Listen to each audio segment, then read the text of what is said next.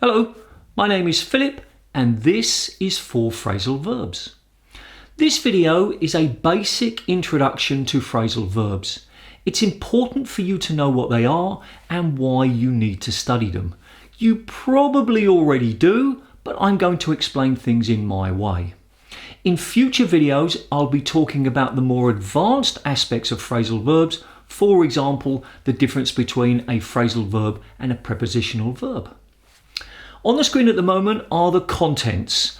You can see the times where each section begins. Down the bottom are YouTube's section dividers, and in the text description is another list of contents with the times that they start. They are clickable links. All of those three things mean that you can jump to any section that you find particularly interesting. So, let's get started. So what are phrasal verbs?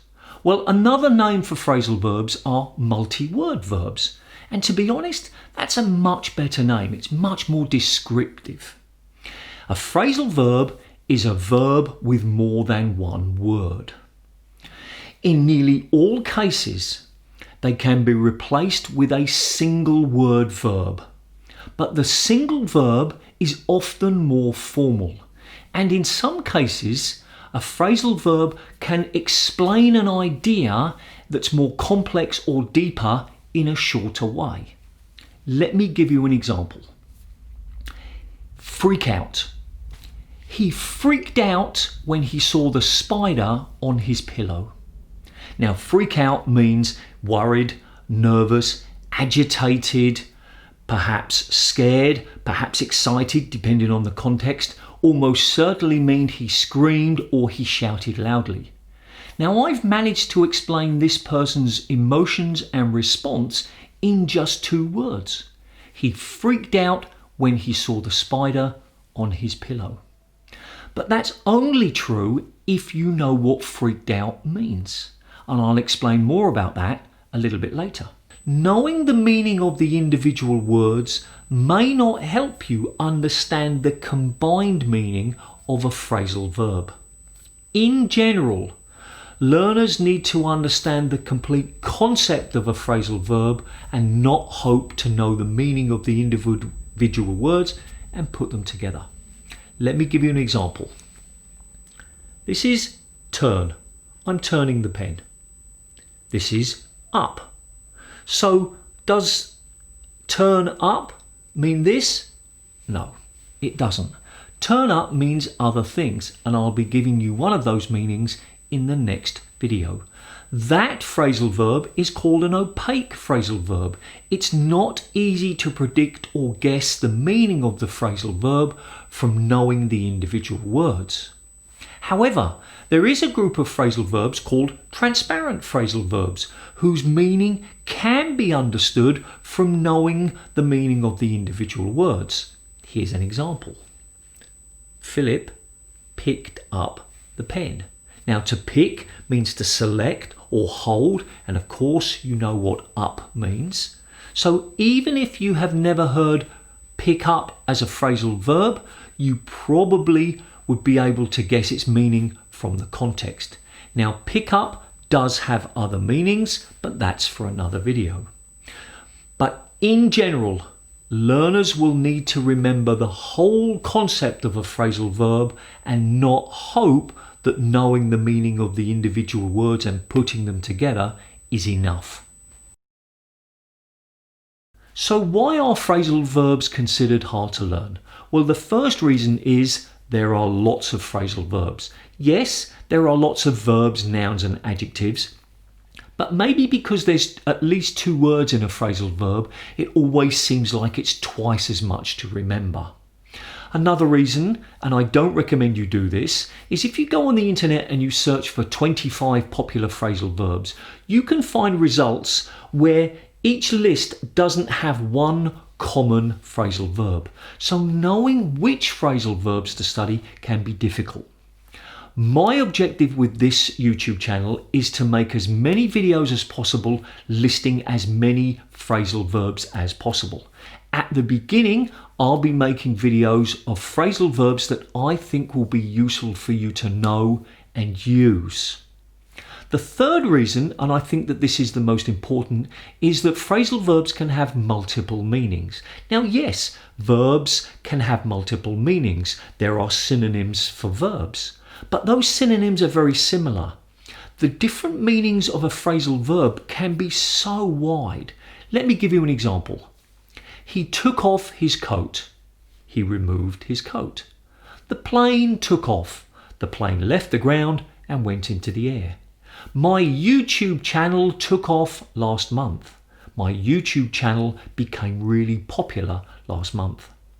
The first usage of that phrasal verb, took off, is a transparent one. You should be able to understand the meaning if you know the word take and off. The last meaning is opaque. Why does take off mean it became popular? There might be a reason for that, but you shouldn't have to think about it. So knowing that each phrasal verb can have multiple meanings can make things seem harder to remember, learn, and use. Formal or informal? Well, I feel as though I've already mentioned this earlier on. In general, phrasal verbs are considered informal. They're used in informal speech and in informal writing. However, some phrasal verbs are used in more formal or business situations. For example, look forward to. We look forward to hearing from you is something that's often written at the end of a business email or letter. And that means that the people are thinking about the future communication with anticipation. But in general, yes, phrasal verbs are considered informal. So why use them? Well, the first reason is that they can make your English sound more natural. And another reason, which I've also mentioned earlier, is that often phrasal verbs can explain a more complex or deeper idea in a shorter sentence. However, as with all communication, you need to make sure that it's appropriate to use that style of communicating. If you're talking with a native English speaker, then that's fine. But if you're communicating with a non-native, especially if you don't know this person's level, it's probably better to avoid them. Think about the second reason I gave when I talked about reasons that people find them difficult to learn. You might have the same level as the person that you're communicating with, but this person might have learnt a completely different set of phrasal verbs that you learn. Communication is about sharing ideas, thoughts, and information. And if the person that you are communicating with doesn't understand what you are saying, you haven't communicated very well. Don't use phrasal verbs because you want to sound intelligent or fluent. Use phrasal verbs because it's the best way and the most appropriate way to communicate what you're trying to say. One last thing to mention is often some of my students say, I am never comfortable using these phrasal verbs. I feel as though I'm never going to use them. Why do I need to study them? Well, I'm not going to argue with that student because in many cases it's true. If you're not confident about using them, then you won't use them.